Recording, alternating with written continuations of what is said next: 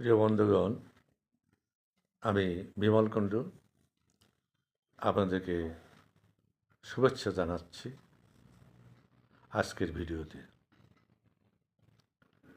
গতকাল আপনাদের সামনে একটা ভিডিও দিয়েছিলাম দেখার জন্য এবং শোনার জন্য। এর টাইটেল ছিল বীরভোগ্যা বসুন্ধরা। বীরভোগ্যা বসুন্ধরা শব্দটার অর্থ আপনারা দেখেছেন যে পৃথিবীর সবচেয়ে শক্তিমান আমেরিকার প্রেসিডেন্ট ডোনাল্ড ট্রাম্প, তিনি একটা স্বাধীন সার্বভৌম দেশের প্রেসিডেন্ট মাদুরো এবং তার স্ত্রীকে জোরপূর্বক আমেরিকায় ধরে নিয়ে এসেছেন। এই ধরনের জোরপূর্বক গায়ের জোরে একটা দেশের সার্বভৌমত্ব উপর আঘাত করা, অর্থটা হচ্ছে বীরভোগ্যা বসুন্ধরা, অর্থাৎ একদম খাস বাংলা কথায় জোরজার মুল্লুকদার, অর্থাৎ জঙ্গল রাজ। আজকে এই জঙ্গল রাজ আমরা দেখতে পাচ্ছি আমাদের স্বদেশ বাংলাদেশে জঙ্গল রাজ কায়েম হয়েছে।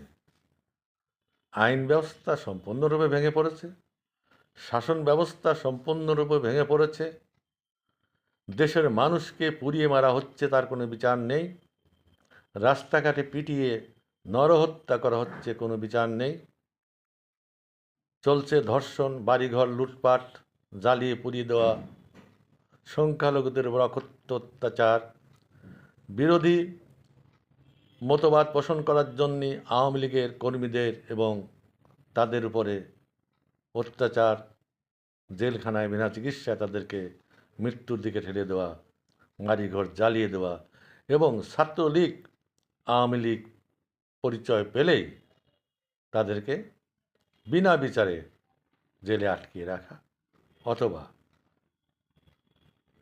মব সৃষ্টি করে তাদেরকে জীবনে মেরে দেওয়া।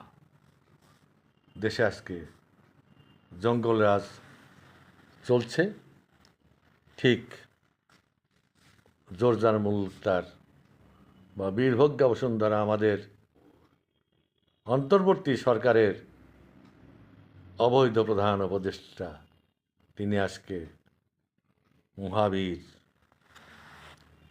আর জঙ্গল রাজের কথা এই জন্য বললাম, 2024 সালে আগস্টের পরে ক্ষমতার যে হস্তান্তর হয়, তখন থেকেই জাতির পিতা বঙ্গবন্ধুর বাড়ি ভেঙে মাটির সঙ্গে মিশিয়ে দেওয়া হয়েছে। 1971 সালের স্বাধীনতা যুদ্ধের সমস্ত চেতনা ধূলিসাৎ করে দেওয়া হয়েছে। যত চিহ্ন ছিল, যত ভাস্কর্য ছিল জাতির পিতার এবং স্বাধীনতা যুদ্ধের স্মৃতিফলক, সব কিছুই ভেঙে চুরে চুরমার করে দেওয়া হয়েছে, ধ্বংস করে দেওয়া হয়েছে। তারপর কি করা হয়েছে? পাঠ্যপুস্তকে জাতির পিতার 7ই মার্চের যে ভাষণ ছিল, ঐতিহাসিক ভাষণ, যেটা স্থান পেয়েছিল গ্রিনিস বুকে, সেটা তুলে দেওয়া হয়েছে। অর্থাৎ এগুলো থেকে আমরা দেখতে পাচ্ছি আস্তে আস্তে দেশের যে স্বাধীনতা সংগ্রামের 71-এর যে সমস্ত স্মৃতিচিহ্ন, সব কিছু মুছে দিয়ে একটা জঙ্গল রাজ কায়েম করার দিকেই আমাদের অন্তর্বর্তী সরকার ধীরে ধীরে এগিয়ে চলেছে। পরিকল্পনা হচ্ছে দেশের জাতীয় সঙ্গীতকে বদলিয়ে ফেলার, পরিকল্পনা হচ্ছে পাঠ্যপুস্তকে যে সমস্ত হিন্দু কবি সাহিত্যিকদের লেখা রয়েছে সেগুলোকে বাদ দিয়ে নতুন করে পুস্তক রচনার। আর কি করা হয়েছে? আমাদের যে মুক্তিযুদ্ধের স্লোগান ছিল, জয় বাংলা স্লোগান, বাঙালি জাতির মুক্তি স্লোগান, সেই স্লোগান আজকে রাস্তায় উচ্চারণ করা যাবে না। বাংলাদেশে আজকে ধ্বনিত হচ্ছে পাকিস্তান জিন্দাবাদ। আর মাঝে মধ্যে দেখা যাচ্ছে আইসিস এর পতাকা, যেটা সিরিয়ার আইসিস যারা সারা বিশ্বব্যাপী খিলাফত কায়েম করার জন্য ইসলামী পতাকা তৈরি করেছিল, সেই পতাকা আজকে মাঝে মধ্যেই বাংলাদেশে দেখা যাচ্ছে। বাংলাদেশে এক শ্রেণীর মৌলানা মোল্লারা তারা ওয়াজের নামে, ধর্মীয় বক্তৃতার নামে সারাক্ষণ হিন্দুদের দেবদেবী নিয়ে উপহাস করছে, হিন্দুদের ধর্মের সমালোচনা করছে, ভারতবর্ষকে সমালোচনা করছে, ভারতবর্ষকে ইসলামী গাজিয়াতুল হিন্দ কায়েম করার কথা তারা প্রকাশ্যে বলছে। দেশের প্রধান উপদেষ্টা, অন্তর্বর্তী সরকারের প্রধান উপদেষ্টা ডক্টর মোহাম্মদ ইউনূস, তিনি তো প্রকাশ্যেই ভারতের 7 সিস্টার দখলের কথা বলেছে। আর কি করা হয়েছে?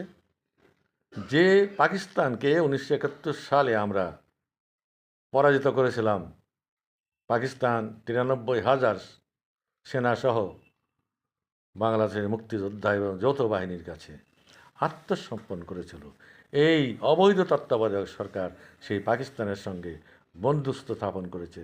পাকিস্তানের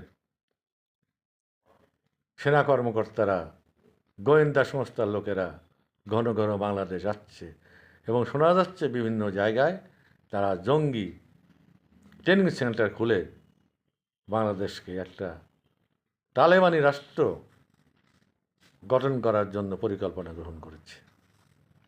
এইভাবেই ধীরে ধীরে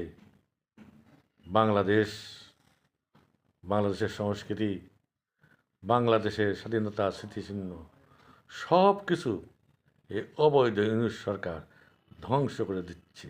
তার সঙ্গে যুক্ত হয়েছে আমাদের সেনাবাহিনীর কতিপয় বিপদগামী লোক, যারা একদিন বঙ্গবন্ধুকে হত্যা করেছিল সপরিবারে, তারাই আজকে আবার সেই পাকিস্তানি আমল ফিরিয়ে আনার জন্য এই ডক্টর ইউনূস সরকারের সঙ্গে যোগ দিয়েছে।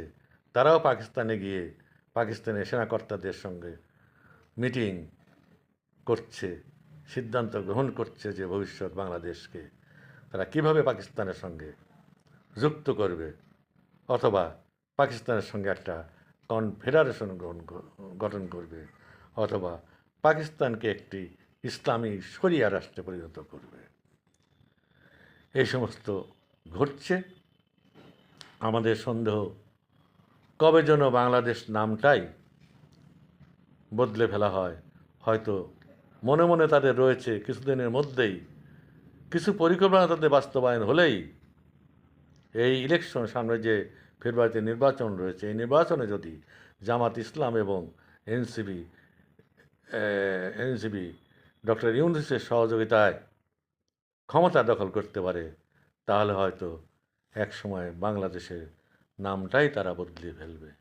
কাজেই হে বাঙালি, যারা স্বাধীনতা চেতনা বিশ্বাসী বাঙালি, তাদেরকে সতর্ক করছি, তাদের জাগ্রত হওয়ার সময় হয়েছে, আর দেরি নয়। আপনারা লক্ষ্য করুন, জেগে উঠুন।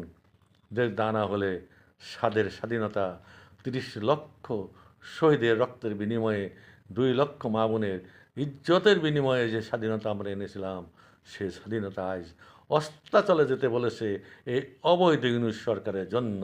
এই সরকারকে উৎখাত করতে হবে। সবাই সজাগ হন, জেগে উঠুন, একত্রিত হন। আর হাতে সময় নেই। জয় বাংলা, জয় বঙ্গবন্ধু।